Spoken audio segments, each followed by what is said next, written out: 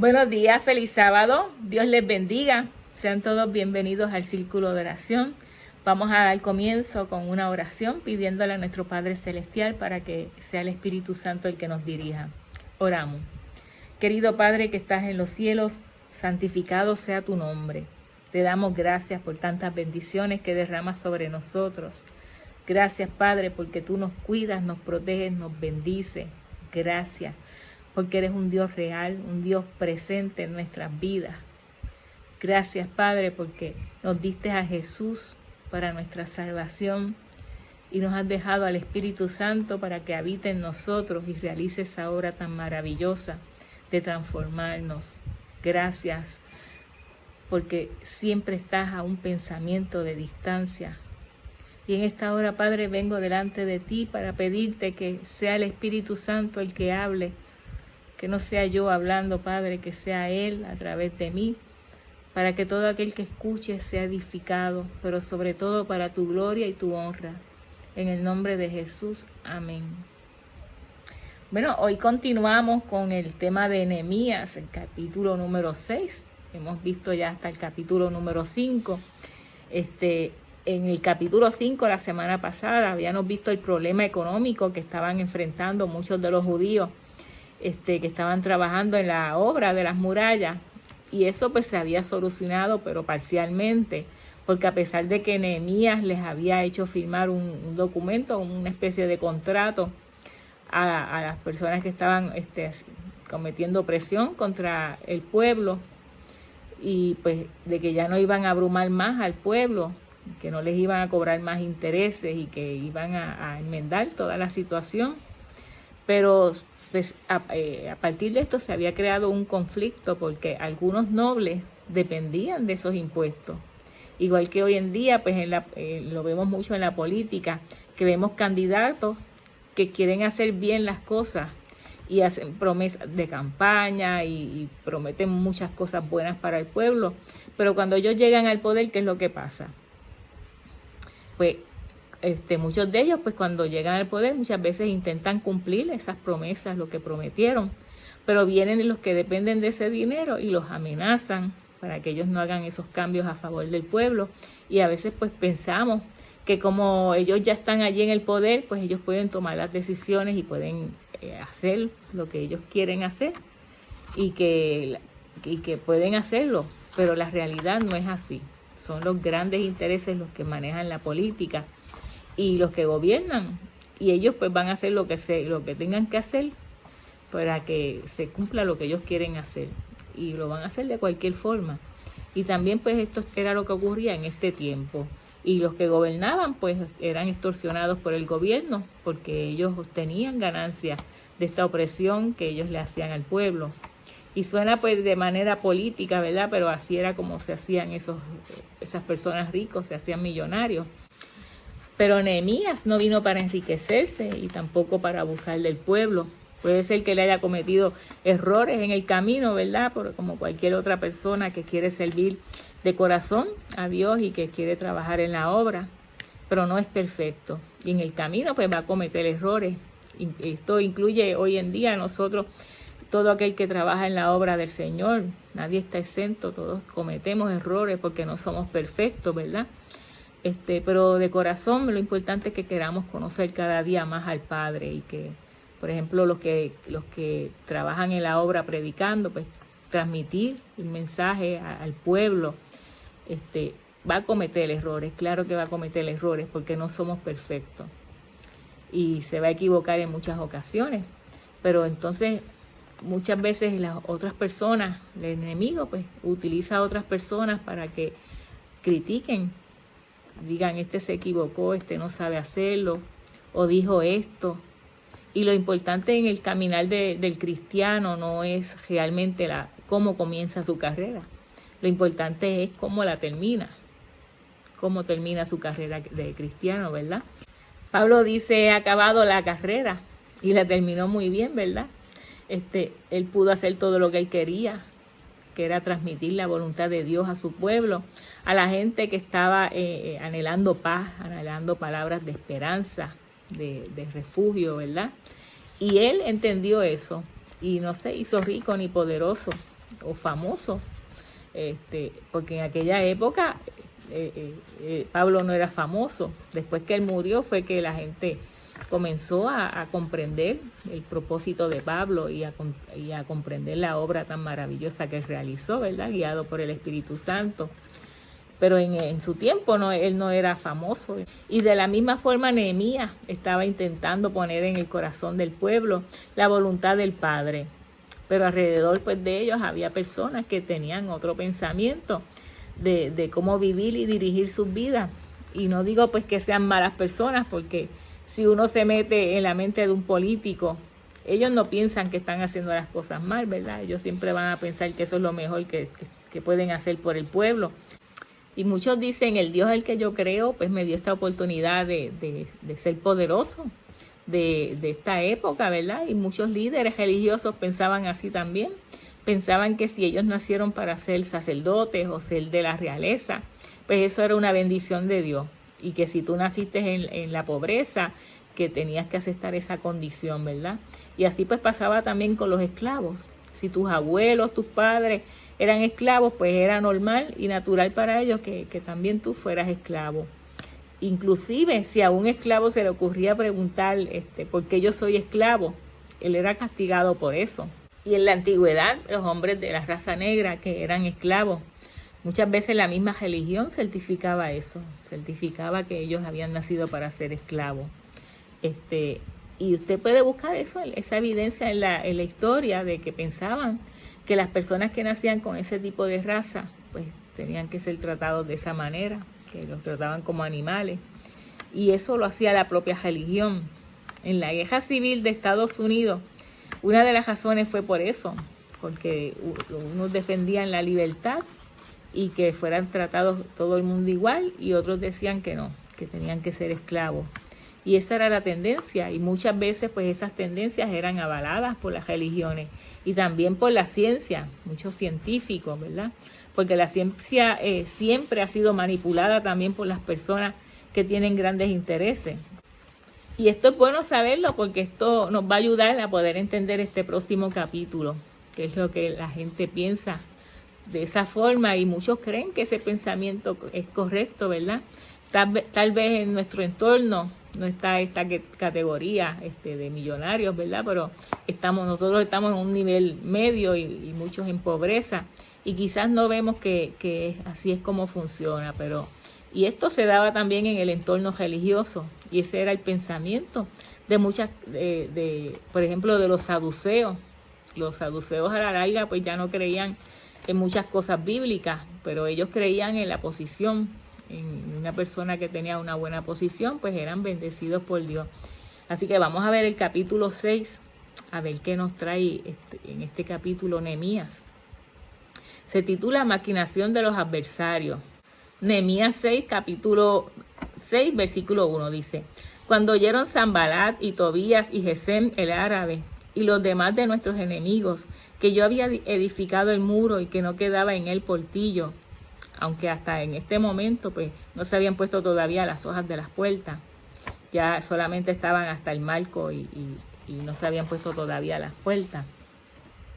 Versículo 2 dice: Sanballat y Gesem enviaron a decirme: ven y reunámonos en alguna de las aldeas en el campo de Ono. Mas ellos habían pensado hacerme mal. Por lo visto, Nehemías tenía sus investigadores que lo orientaban, ¿verdad? Al principio la Biblia decía que Sanballat y que sus amigos primero se mofaban. Segundo, los amenazaron con el ejército, ¿verdad?, para matarlos. Y Nehemías dijo: vengan, que nosotros también nos vamos a defender. Y ellos pues se calmaron, se cogieron miedo a Nehemías. Después en el capítulo 5 vimos el problema interno que había entre ellos mismos. Pero externamente también los enemigos, Sanballat y sus secuaces, estaban interviniendo para que ellos no recibieran productos, y eso pues estaba afectando también la economía de los judíos.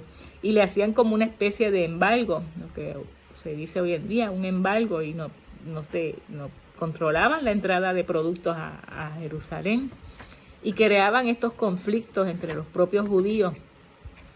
Y ahora dicen: vamos a encargarnos de ese líder. No sabemos si querían convencerlo de algo o si era que querían matarlo, Pero ellos entonces traman algo, invitan a Nehemías. Y Nehemías parece que tenía el presentimiento o que alguien le había informado, ¿verdad?, de que algo malo le podía ocurrir, le querían hacer. Y dice el versículo 3, y les envié mensajeros diciendo, yo hago una gran obra y no puedo ir. ¿Por qué cesaría la obra, dejándola ya yo para ir a vosotros? Versículo 4. Y enviaron a mí con el mismo asunto hasta 4 veces, y yo les respondí de la misma manera. Ellos les decían, vamos a reunirnos para resolver el problema y la situación que está pasando, ¿verdad? Pero no le decían cuál era la solución que ellos tenían para el problema. A veces alguien te llama para solucionar un problema, pero la realidad es que no quiere resolver el problema. Lo que quieren es hacerte la camita para humillarte, para acusarte de algo, o para hacer que tú hagas un papelón, que se rían de ti, ¿verdad? Y algo así era lo que le estaban tramando hacerle a Nehemías. Estos enemigos, Sanbalat, Tobías, Gesem, ellos eran líderes, eran gobernadores de otras provincias, ¿verdad? Y también estaban bajo las órdenes del rey Artajerjes. Así que Nehemías y ellos eran colegas. Y imagínense ustedes si a ti te llaman unas personas, colegas tuyos, para una reunión y tú le dices que no vas a ir a esa reunión. ¿Qué van a pensar, verdad? Van a pensar que tú estás en contra del reino, de que esto es otra prueba más que ellos van a tener en contra tuya, ¿verdad? De que tú estás haciendo algo raro y que no te quieres reunir con ellos. Y pueden pensar que estás planeando algo sospechoso, ¿verdad? Y esto era lo que los enemigos estaban pensando de Nehemías, que él quería rebelarse contra el reino. Vamos a ver cuál es la táctica. Y esto también nosotros lo vemos en la actualidad. Y lo que Nehemías quería hacer, pues, era hacer un poder fuerte en Judá. Y a partir de ahí, pues, comenzar a corregir las demás regiones. No era que él quería hacerse rey, como muchos pensaban, sino como crear un pueblo fuerte, y a partir de ahí, pues, ayudar también en otras regiones. Versículo 5 dice, entonces Sanbalat envió a mí su criado para decir lo mismo por 5ª vez, con una carta abierta en su mano. Y esto es curioso, ¿verdad? Porque lo manda con una carta abierta. Entonces, no hay privacidad ahí. Es una carta que todas las personas con las que él se tropezara en el camino podían leerla y podían ver lo que decía. En este tiempo, pues, sería pues como escribirle a una persona por Messenger en privado. Y luego, pues, irse a la página de Facebook y escribirle en el muro lo que le estás diciendo y que todo el mundo se entere. Pues era algo así, ¿verdad? Y yo me imagino al muchacho, ¿verdad?, cuando iba de camino mostrándole a todo el mundo la carta para que todo ¿qué llevas ahí? Una carta. ¿Y quieres leerla? Mira si está abierta. Y todo el que se encontraba en el camino con el muchacho, pues se enteraba de lo que decía aquella carta. Y esto pues ya desde ahí pues ya se ve mal, ¿verdad? Y tristemente pues muchos lo hacen hoy en día. Escriben en su muro insultos para otras personas. Y esto pues se ve feo. Aunque tenga razón, son cosas que uno no debe hacer. Versículo 6 dice, en la cual estaba escrito, se ha oído entre las naciones y Gazmú, lo que dice que tú y los judíos pensáis rebelaros y que por eso edificas tú el muro, con la mira según estas palabras de ser tú su rey. Gazmú era Gesem, y los reyes de Persia lo tenían a él en un buen sitial. Él gozaba de una gran confianza de los gobernadores de Persia. Y entonces Sanbalat, que es quien escribe esta carta, menciona que este personaje que goza de esa estima de todo el mundo, también menciona y piensa lo mismo que él. Él está diciendo que Gazmú piensa y habla lo mismo que está diciendo él. Y en nuestro tiempo, pues eso sería como escribir una carta hablando de una persona y decir, y también fulano de tal, y mencionar a alguien que tenga gran influencia, dijo que era cierto, etcétera, etcétera, ¿verdad? Y así pues le da más poder al chisme, le da más fuerza para que se lo crean. Y utilizan a otra persona de influencia para decir que el chisme es correcto, que es verdad lo que están diciendo. Entonces los que iban leyendo la carta abierta en el camino decían, o sea que yo que pensaba que él quería hacer una buena obra, que Nehemías estaba trabajando en favor del pueblo, y lo que quería era rebelarse contra el rey. Y muchos pues comenzaron a cambiar de opinión referente a Nehemías. Y no solo eso, vamos a ver que también comenzaron a involucrarse a muchos que solían dar enseñanzas sabias, pues al pueblo también fueron usados para dar este mensaje manipulador. Regularmente cuando esto pasa es que hay alguien que quiere infundir mentiras para hacerle daño a alguien y suele utilizar a otras personas y convencerlos para que darle énfasis a la mentira que están tramando en contra de esa persona, para hacer que esa mentira se vea cierta. En Levítico 19, del 16 al 18 dice: no andarás chismeando entre tu pueblo, no atentarás contra la vida de tu prójimo, yo Jehová. En Levítico 19, 16 al 18 dice: no andarás chismeando entre tu pueblo, no atentarás contra la vida de tu prójimo, yo Jehová. No aborrecerás a tu hermano en tu corazón, razonarás con tu prójimo para que no participes de su pecado. No te vengarás ni guardarás rencor a los hijos de tu pueblo, sino amarás a tu prójimo como a ti mismo, yo Jehová. Y eso se da mucho en la política, pero también ocurre en la religión. Todos los que creen diferente, pues ya eso es un motivo de arruinarles la vida y se mencionan con menosprecio, creando pues en el pueblo también este sentimiento de que los menosprecian también y a veces los escuchamos hablar y dicen los que no enseñan la verdad, los que corrompen al pueblo, los que hacen esto y esto otro y están creando ahí pues ese menosprecio hacia esas otras personas por la forma en que creen o por la forma en que viven su vida. Y la Escritura nos habla bien claro de que nosotros no hagamos esas cosas, de que no fomentemos el odio, que si yo quiero transmitir la verdad de la palabra, de las Escrituras, que yo predique lo que dice la Escritura y que el Espíritu pues sea quien se encargue de trabajar en la mente y en el corazón de esa persona. Pero aquí no vemos eso, aquí no es eso lo que se está haciendo, aquí se está acusando a Nehemías de algo grande. Y vamos a ver qué nos dice Proverbios 25, 18. Dice: martillo y cuchillo y saeta aguda es el hombre que habla contra su prójimo falso testimonio. Y Proverbios 12, 18 dice: hay hombres cuyas palabras son como golpes de espada, mas la lengua de los sabios es medicina. Así que vemos ahí que ese proverbio que nos dice que no podemos estar hablando falsos testimonios de otros. Continuamos leyendo la carta que escribió Sanbalat. Versículo 7 dice: y que has puesto profetas que proclamen acerca de ti en Jerusalén, diciendo: hay rey en Judá, y ahora serán oídas del rey tales palabras. Ven por tanto y consultemos juntos. Aquí dicen que están poniendo profetas que hablen a tu favor y que digan: Nehemías es el rey, ¿verdad? Pero todo lo que está ocurriendo es todo lo contrario. Ellos son los que están poniendo profetas para que hablen de Nehemías. Y no es nada bueno lo que están hablando, ¿verdad? Lo que ellos quieren es tumbar a Nehemías. Y muchas veces cuando alguien difumina una mentira y alguien le pregunta por esa mentira, regularmente pues como una mentira, lo que hacen es que le añaden otra mentira, ¿verdad? Para hacerla más creíble. Y eso es lo que estaba ocurriendo ahí, ¿verdad? Y lo están amenazando y le dice: yo te estoy avisando para ayudarte, ¿verdad? Para que no te vaya a pasar nada.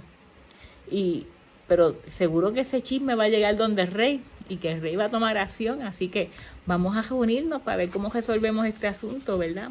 Ellos estaban buscando la manera de ver cómo le hacían la camita a Nehemías y Nehemías accedía a reunirse con ellos, ¿verdad?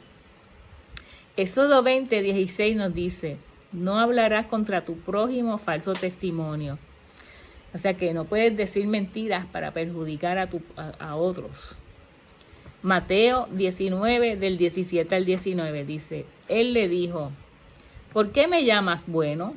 Ninguno hay bueno sino uno, Dios. Mas si quieres entrar en la vida, guarda los mandamientos. El 18 dice: él le dijo: ¿cuáles? O sea que se atreve también a preguntar cuáles mandamientos. Pero vamos a ver en dónde es que arranca Jesús, porque él no arrancó por el primer mandamiento. Y Jesús dijo: no matarás, no adulterarás.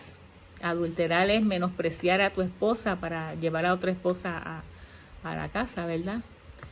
Y esta situación estaba pasando mucho. Malaquías lo denuncia en ese tiempo, ¿verdad? Dice también, no hurtarás, y aquí hurtar o robar es más profundo en el hebreo. También se refiere a no secuestrar a alguien, a no quitarle, a no abusar de esa persona, a no quitarle de su tiempo, a quitarle de su felicidad, tu vida aprovechándose de la situación de esa otra persona. Y esto era precisamente lo que estaban haciendo los ricos de esa época. Si a alguien les caía mal, ellos contrataban a un malhechor para que le hiciera mal. Y si le caía bien, mal un esclavo, pues también lo mandaban a matar y no les importaba. Y si no, las personas que ellos le prestaban dinero no les pagaban, pues a ellos no les molestaba quitarle los hijos y cogerlos y hacerlos esclavos y quitarle las propiedades a esas personas. Que esto ya lo vimos en el capítulo anterior que se estaba dando. Y continúa, dice, no dirás falsos testimonios. Que las personas estaban tan metidas en este sistema que tenían que ellos hacían lo que les decían. Estaban tan comprometidos con el sistema que ellos no les importaba si cogían a los hijos de ellos y los hacían esclavos. Hacían lo que les mandaban, y eso no está muy lejos de la realidad. También pasa en este tiempo lo mismo. Los grandes intereses controlan todo. Versículo 19 dice, honra a tu padre y a tu madre, y amarás a tu prójimo como a ti mismo. Así que vamos a seguir ahora con Nehemías. Nehemías, versículo 8, dice, entonces envié yo a decirle, no hay tal cosa como dices, sino que de tu corazón tú lo inventas. Nehemías le dice, eso no es cierto lo que tú estás diciendo, esos son inventos tuyos, cosas que tú te has inventado para ver cómo me perjudicas a mí. Y vemos aquí que Nehemías no se molesta y le empieza a dar un discurso. Él simplemente prácticamente lo ignora, le dice, lo que tú estás diciendo no es cierto. Y eso tú lo inventaste, y continúa con su trabajo. Él no se preocupa por lo que él está diciendo.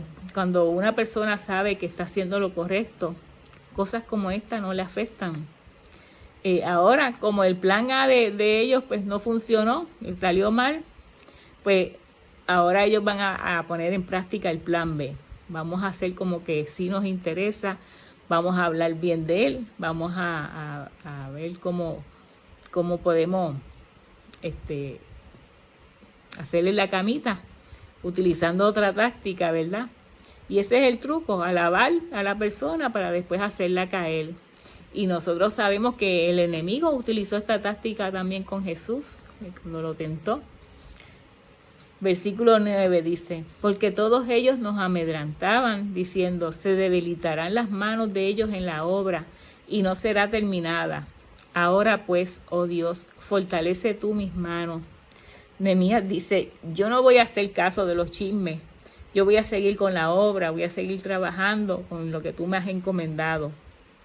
Versículo 10 dice, vine luego a casa de Semaías, hijo de Delaía, hijo de Mehetabel, porque él estaba encerrado, el cual me dijo, reunámonos en la casa de Dios, dentro del templo, y cerremos las puertas del templo, porque vienen para matarte.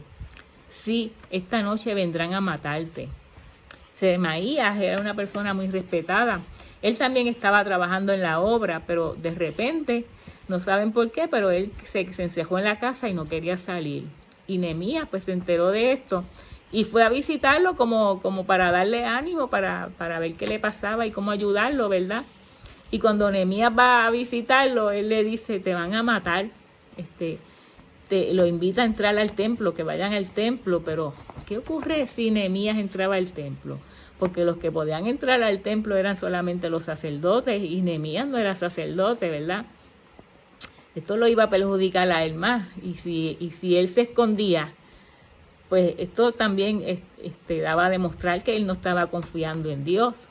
Así que esto también era otro truco que tenían para ver de qué manera podían hacer caer a Nehemías.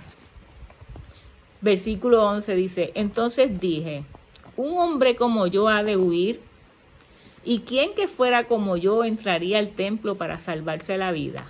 No entraré. Sanballat y Tobías habían sobornado a Semaías para que él le dijera esto a Nehemías. Querían hacer lo que él pecara, lo mismo que hizo Satanás con Jesús cuando lo tentó. Y en la época de Jesús hubo hombres a quienes le pagaron para que hablaran mal de Jesús. Versículo 12 dice, y entendí que Dios no lo había enviado, sino que hablaba aquella profecía contra mí, porque Tobías y Sanballat lo habían sobornado. Versículo 13 dice, porque fue sobornado para hacerme temer así, y a que pecase y le sirviera de mal nombre con que fuera yo infamado. Vemos ahí esa que se habían confabulado lo habían sobornado para hacerle daño a Nehemías. Versículo 14. Acuérdate, Dios mío, de Tobías y de Sanballat, conforme a estas cosas que hicieron. También acuérdate de Noadías, profetisa, y de los otros profetas que procuraban infundirme miedo. Nehemías oraba a Dios y le decía, Señor, por favor, hazles entender los errores que están cometiendo.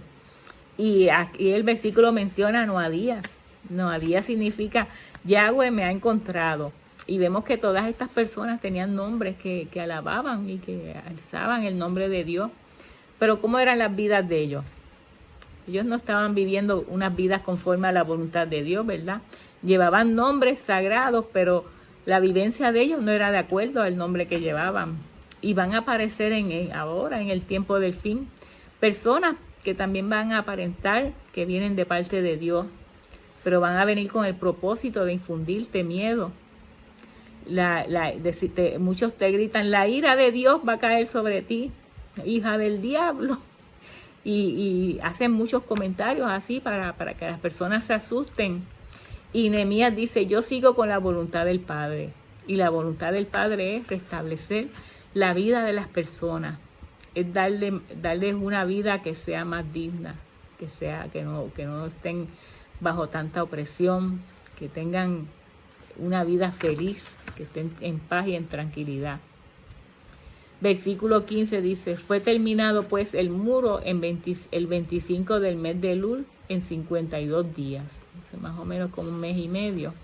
Versículo 16, y cuando lo oyeron todos nuestros enemigos, temieron todas las naciones que estaban alrededor de nosotros, y se sintieron humillados y conocieron que por nuestro Dios había sido hecha esta obra.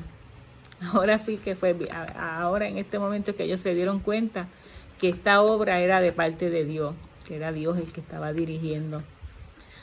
Versículo 17. Asimismo, en aquellos días iban muchas cartas de los principales de Judá a Tobías, y las de Tobías venían a ellos. O sea que las cartas no pararon, así que continuaron con el chisme. Dentro de Judá había líderes que le decían a Nehemías, te apoyamos, estamos contigo, te vamos a ayudar en la obra. Pero al mismo tiempo ellos estaban hablando en contra de Nehemías y le mandaban cartas a Tobías de lo que Nehemías estaba haciendo. O sea que en el tiempo final, pues también muchas veces dentro de la misma congregación vamos a tener enemigos que también van a estar, por un lado van a estar hablándote bien y diciéndote cosas buenas, pero de espaldas van a estar hablando mal de ti y llevando chisme. En este tiempo, pues quizás sea por Messenger que manden sus mensajes y hablen mal de ti, o por WhatsApp, ¿verdad? Pero esto a Nehemías no le importó. Quiere decir que a nosotros tampoco nos debe importar cuando hablen de nosotros. Yo creo que nos debemos preocupar cuando no hablen de nosotros, porque cuando hablen mal de nosotros y traten de infundirnos miedo, ya sabemos que de infundir miedo vienen del enemigo, estos ataques. Y puedes discernir, como lo hizo Nehemías. Versículo 18 dice, porque muchos en Judá se habían conjurado con él, porque era yerno de Secanías, hijo de Ara, y Johanán, su hijo, había tomado por mujer a la hija de Mesulam, hijo de Berequías. En resumen de todo esto que dice aquí de todas estas personas, lo que quiere decir es que se habían emparentado con Tobías, y por causa de estos parentescos pues se habían creado todos estos chismes y se habían prestado para llevar cartas y para difamar a Nehemías. No importa si un familiar tuyo está en guerra con alguien, Eso no te da derecho que porque tú estés emparentado con esa persona, tú lo vas a apoyar en esa decisión porque es equivocada, ¿verdad? Y también más adelante, esta situación es la que hace que Esdras cree leyes y que vayan en contra de casarse con los extranjeros para evitar estas mismas situaciones.